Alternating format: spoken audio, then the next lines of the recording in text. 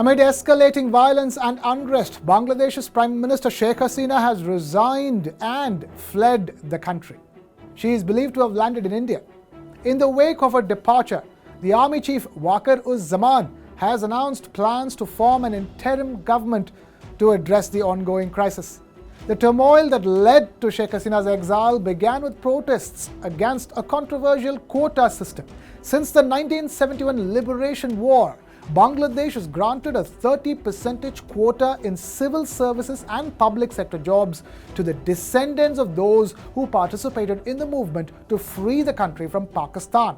The quota system was introduced by Prime Minister Sheikh Mujibur Rahman, the father of Sheikh Hasina, back in 1972. However, in October 2018, Sheikh Hasina agreed to abolish all reservations amid large-scale protests by students. In the month of June this year, the Bangladesh High Court nullified that decision and reinstated the quotas after petitions were filed by the relatives of 1971 veterans.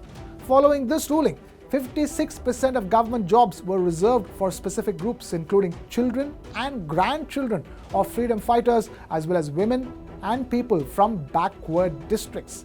This triggered the recent protests, with students asking why the third generation of freedom fighters was being provided benefits, besides demanding a total merit-based recruitment system.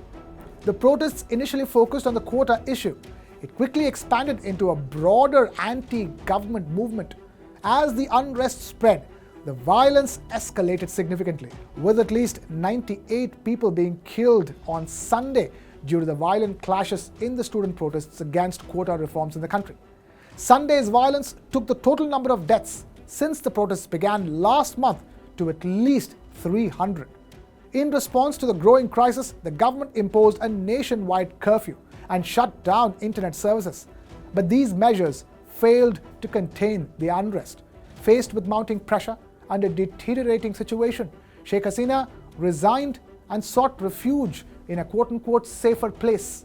As the world's second largest exporter of ready-made garments, Bangladesh relies heavily on this industry, which generated 85% of the country's $55 billion in export earnings for the year 2022. The sector, employing around 4,000 small and medium enterprises and predominantly rural women, has been instrumental in reducing poverty from 44.2% in 1991 to 5% in the year 2022.